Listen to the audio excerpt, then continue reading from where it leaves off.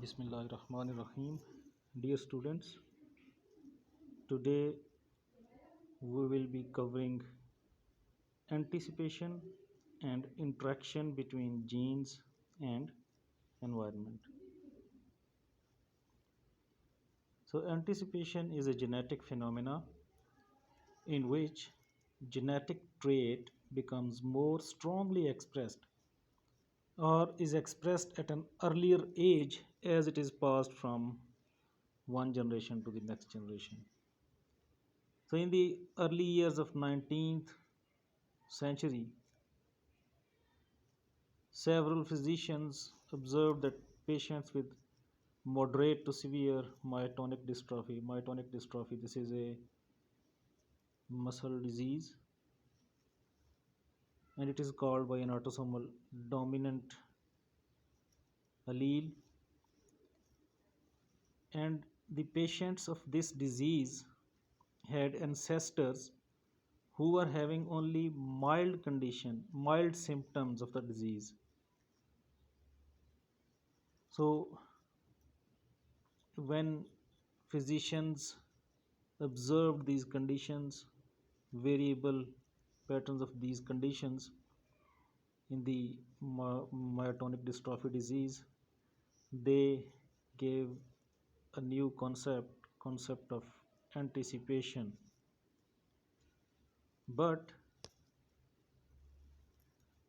with the passage of time, the concept of this anticipation quickly lost its favor because it at that time there was no explanation, no genetic mechanism that can explain this condition. So because of the absence of any mechanism to explain this disorder, the people at that time were not in favor of that concept because they were of the view that genes are passed unaltered from parents to offsprings, and their view was right also. So they could not follow a concept which does not have its explanation, molecular explanation. So they were thinking that geneticists thought that this phenomena of anticipation is observational bias.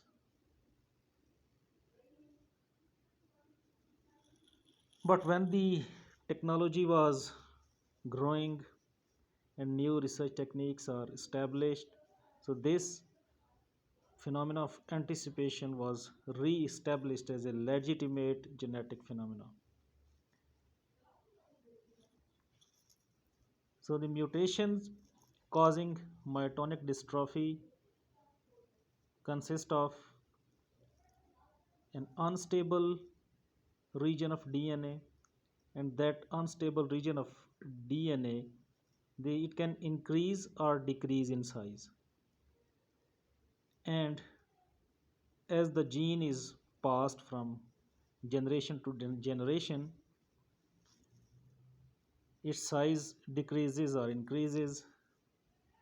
And just like the another disease which is Huntington's disease, in Huntington's disease there is also a mutation of size of a region.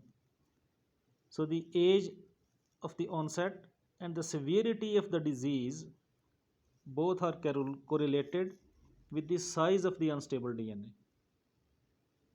So if the size increases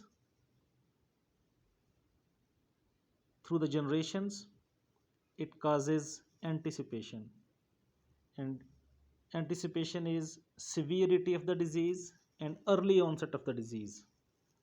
So the phenomena has now been implicated in several genetic disorders.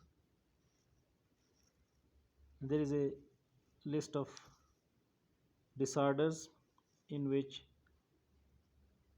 the region of DNA has different sizes.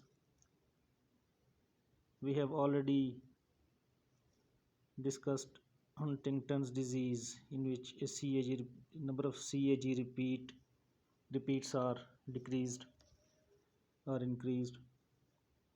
So mostly increase in the case of Huntington's disease, increase in the CAG repeat is associated with the disease.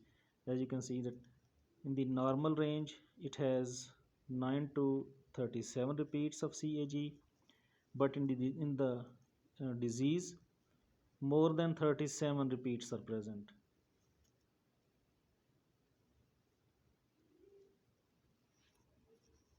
So now coming towards the interaction between gene and environment. So we have already learned that each phenotype is the result of a genotype developing within a specific environment. And genotypes set the potential for the development. But how the phenotype actually develops within the limits imposed by the genotype is dependent on the environmental effects. So each genotype may produce several different phenotypes, but depending on the environmental conditions in which the development is taking place. So this thing should be in mind. So if we look at an example, for example, a genotype capital G is producing a plant which is 10 centimeter in height, but when it is raised at 20 degrees centigrade, a specific temperature, a plant raised at specific temperature with this genotype is having 10 centimeter height. But when same plant is raised at 25 degrees centigrade, so the same genotype can produce 18 centimeter of height. So the range of phenotypes produced by a genotype in different environments is known as the norm of reaction.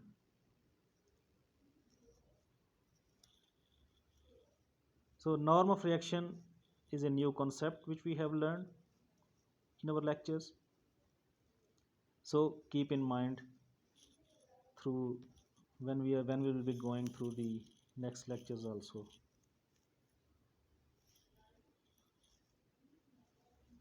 So the example of this norm of reaction is vestigial wings in Drosophila.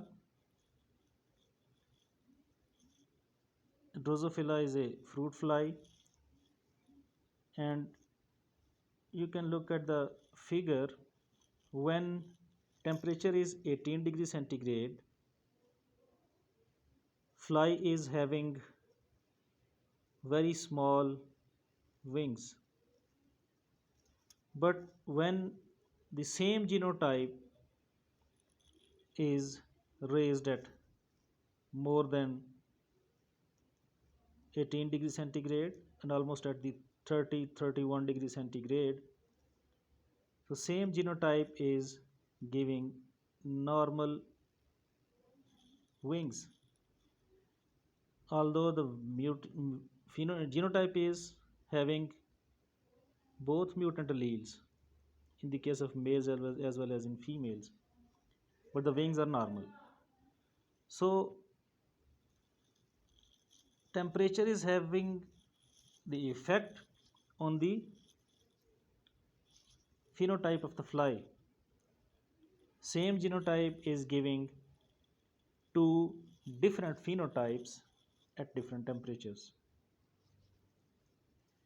So for most of the characteristics which we have discussed so far in our genetics course, the effect of the environment on the phenotype has been very slight, little.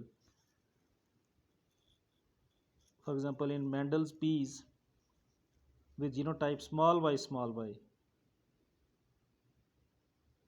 they develop yellow endosperm regardless of the environment. Whenever small y genotype is present, it will give rise to yellow colored seeds, yellow colored seeds. And there is no effect of the environment on the function of this genotype. So similarly, persons who are having genotype IAIA, and they will have A antigen on their RBCs regardless of their diet, their socioeconomic status, or their family environment. So there are certain genes which are not dependent on the environment for their function. So whatever the environment will be, they will give rise to the same phenotype. So for other phenotypes, however, environmental effects play a more important role. And when environment will be having its role, then same genotype can give different phenotypes depending upon the environment. So another example, so environmental effects on the gene expression. So the expression of some genotypes is critically dependent on the presence of a specific environment. In the Himalayan allele in rabbits produces dark fur color at the extremities of the body. Extremities of the body, for example, these are nose, ears, and feet, tail. Yeah. So on the nose, ears, and feet, there are different colors. And why this color is different? When this genotype containing rabbit is present at the temperatures less than 20 degrees centigrade, then extremities of the body will be with black color. But when temperature is more than 30 degrees centigrade, then the whole body of the rabbit is white.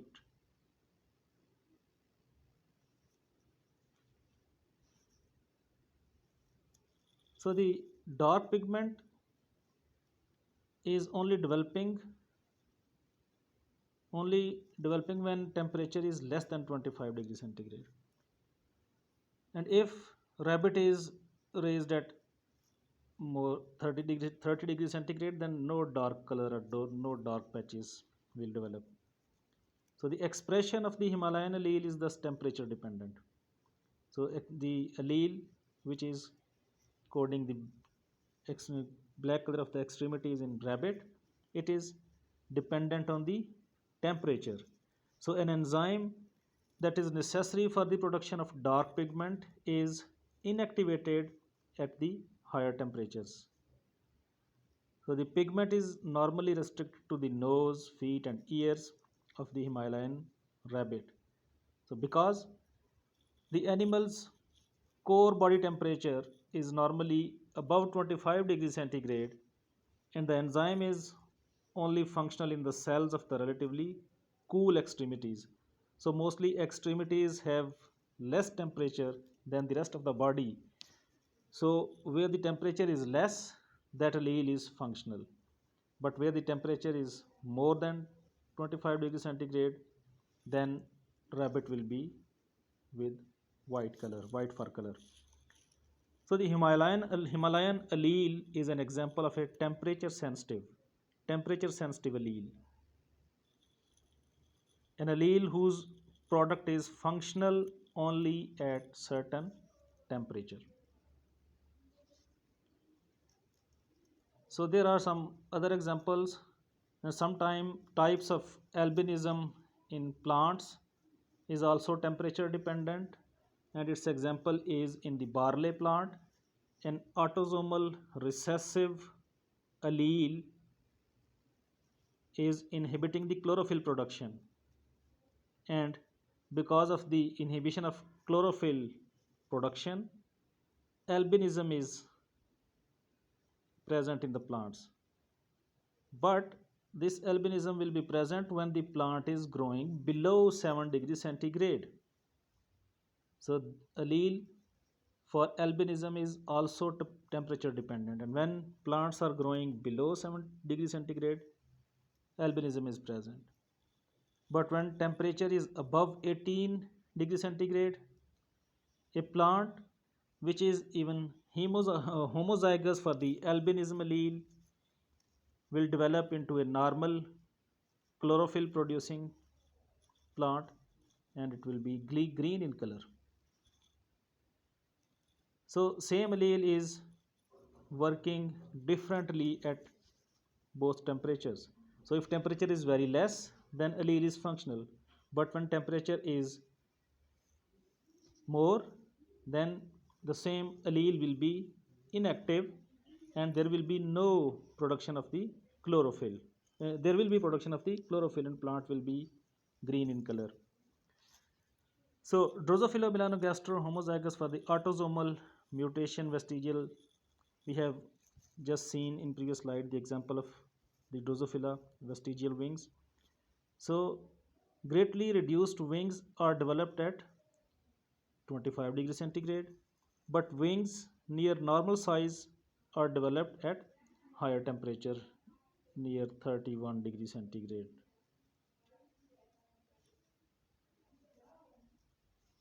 So the environmental factors also play an important role in the expression of a number of human genetic diseases. And one example is glucose 6-phosphate dehydrogenase. This enzyme is involved in supplying energy to the cell in the glycolysis process. So in humans, there are a number of genetic variants of glucose 6-phosphate dehydrogenase enzyme, and some of these variants destroy the red blood cells when the body is in stress. When body is in stress, this enzyme is destroying the red blood cells, and this stress could be because of the infection, or by ingesting certain drugs or some foods. So there is an environmental condition that is causing the damage, and that is affecting the expression of the gene which was normally behaving in certain environment, but when the environment is changed, then this normally functioning enzyme will be causing the damage. So the symptoms of the genetic disease appear only in the presence of certain specific environmental factors, and if these factors are removed, then the enzyme will be working normally. So another example is a genetic disease known as phenylketonuria, and it is because of the autosomal recessive allele, and that recessive allele causes the mental retardation. This is mental retardation is also known as intellectual disability. So the disorder arises from a defect in an enzyme, and that enzyme normally metabolizes the amino acid phenylalanine. Phenylalanine, aromatic ring containing amino acid. So when this enzyme is not functioning properly and this enzyme has become defective, phenylalanine is not metabolized, and when phenylalanine is not being metabolized, so it starts building up in the cells, and its build up in the brain causes the brain damage in the children. So when brain cells are damaged, then it will cause the mental retardation or intellectual disability. So if a child is rightly diagnosed, timely diagnosed, that he or she is having a mutation in the gene that is coding the enzyme required for the metabolism of phenylalanine, then if a simple environmental change is introduced by putting an affected child on a low phenylalanine diet, then prevention of this mental retardation is possible. So if child will be taking no phenylalanine and there will be no buildup in the brain cells, then mental retardation can be avoided. So now you can think that how important and powerful is the genetic diagnosis of of some diseases. And sometimes even a simple technique can save a life from being ruined. So these examples illustrate that the point that genes and their products do not act in isolation. Genes and their products are not working in isolation, rather they are frequently interacting with the environmental factors to give rise to a certain phenotype. So occasionally environmental factors alone can produce a phenotype, and when only environmental factors are producing a phenotype and there is no role of the genotype, the same, and that phenotype is same as the phenotype produced by a certain genotype, then this phenotype is known as the phenocopy.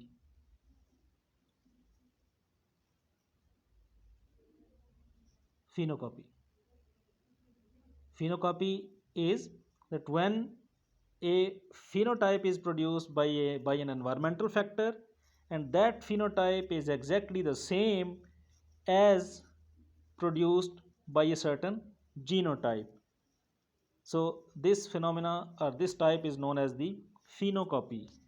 In phenocopies, genotype is normal, but because of the introduction of a certain environmental factor, a phenotype is produced that is exactly resembling the phenotype which was produced by a certain genotype.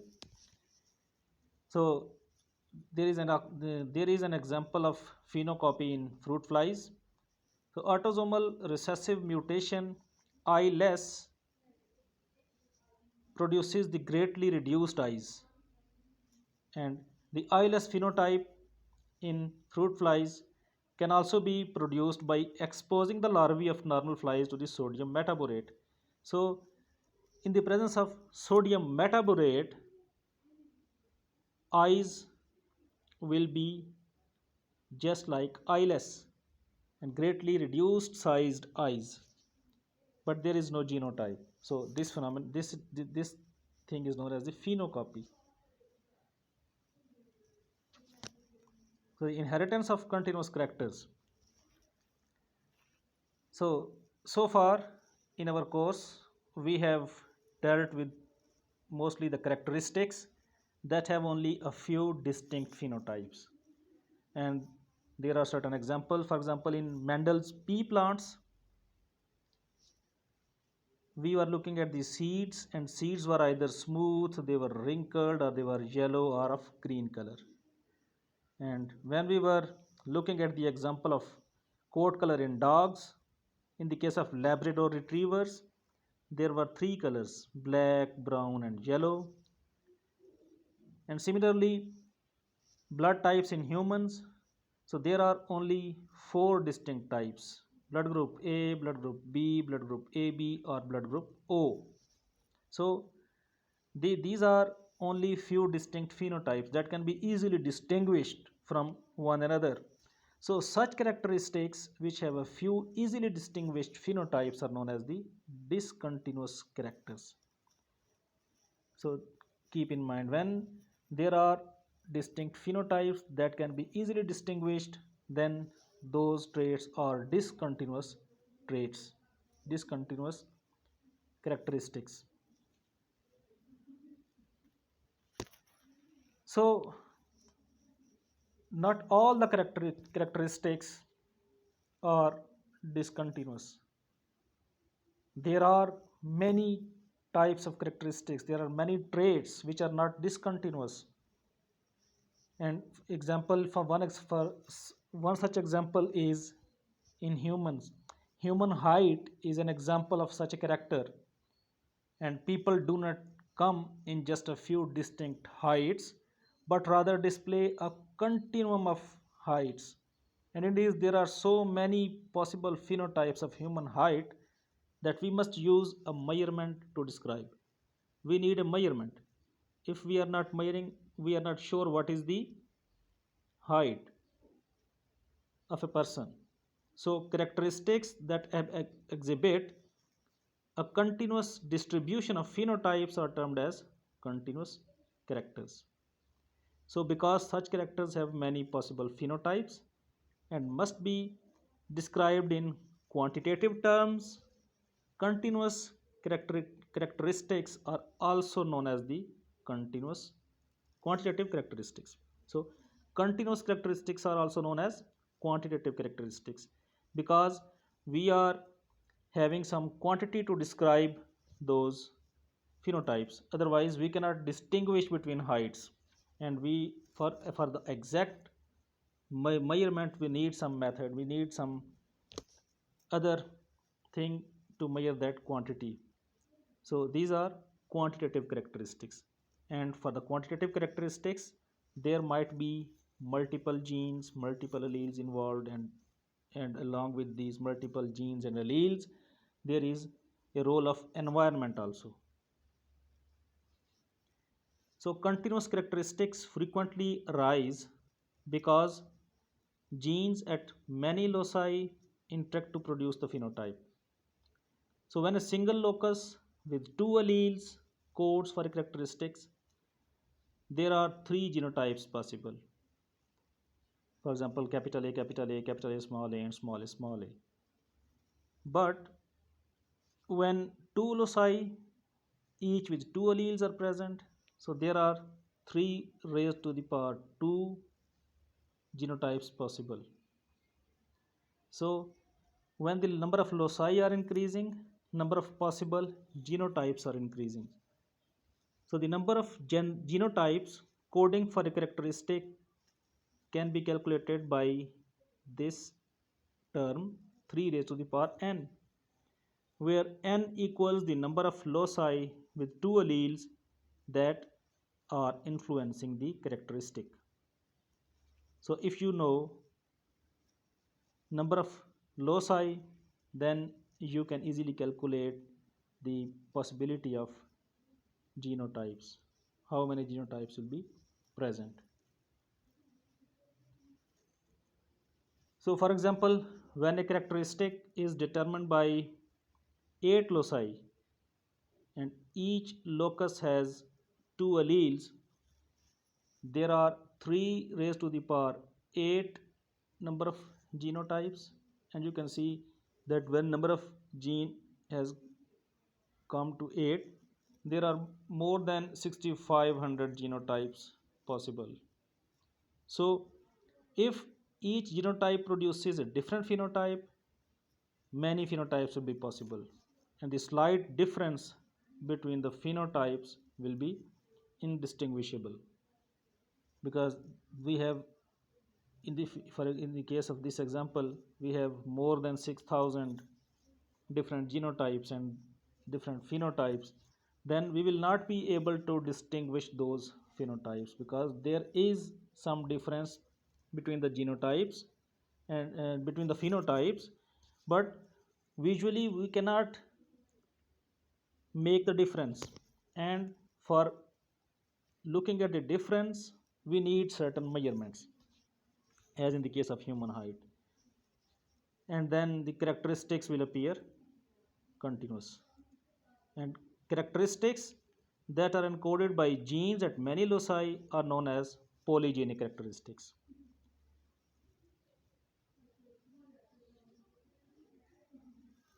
And there is a phenomena known as pleiotropy, and pleiotropy is converse of polygyny. So in polygyny, there were many genes and they were affecting the same characteristic, and in that characteristics there were ranges of different phenotypes. But in the case of pleiotropy, one gene affects uh, one gene is in the case of pleiotropy, one gene affects multiple characteristics. So many genes exhibit pleiotropy, and for example, phenylketonuria, which we have already mentioned in today's lecture, it results from a recessive allele, and persons homozygous for this allele, if they are untreated, they exhibit mental retardation, they exhibit blue eyes, and they also exhibit light skin color.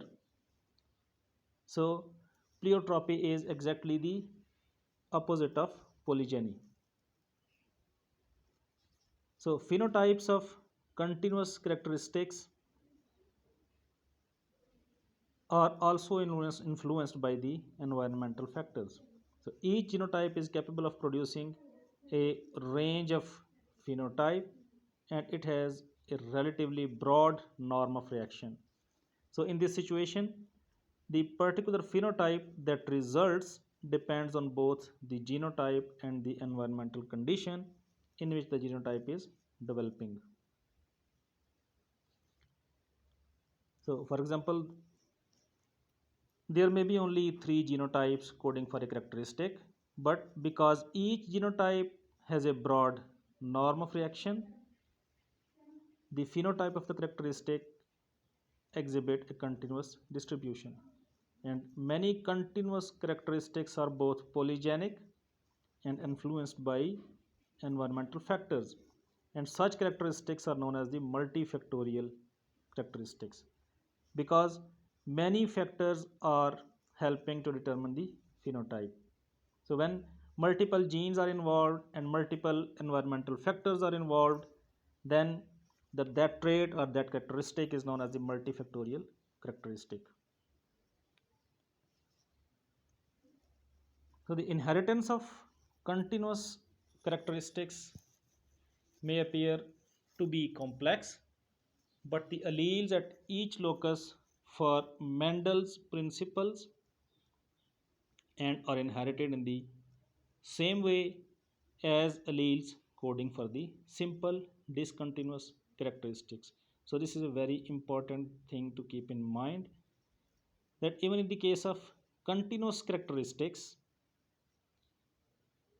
that are complex, but the alleles at each locus which is having its effect in causing that continuous trait are inherited according to the Mendel's principles, and their inheritance is also following the same way as the alleles coding for simple, that is discontinuous characteristics.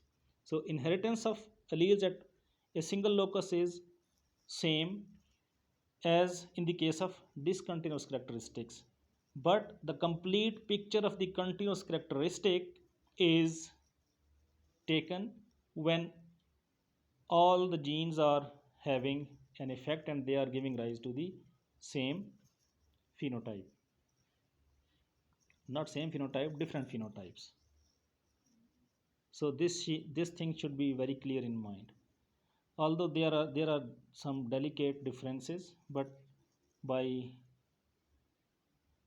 reading and by going through everything, you can easily keep in mind that how these all things are different from one another. So however, because many genes participate, environmental factors influence the phenotype, and the phenotypes do not sort into a few distinct types, we cannot observe the distinct ratios.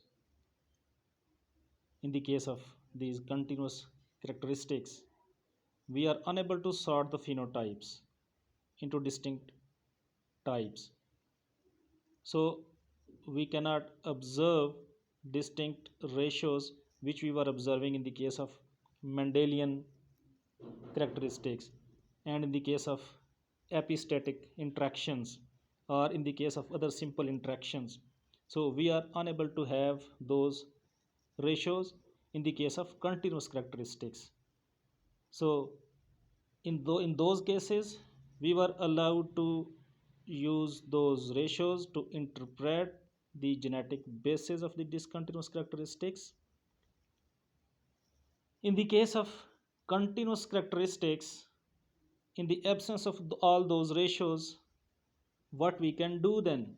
So in the case of continuous characteristics, we must need some special statistical tools which are used to analyze the data obtained from all those phenotypes and genotypes.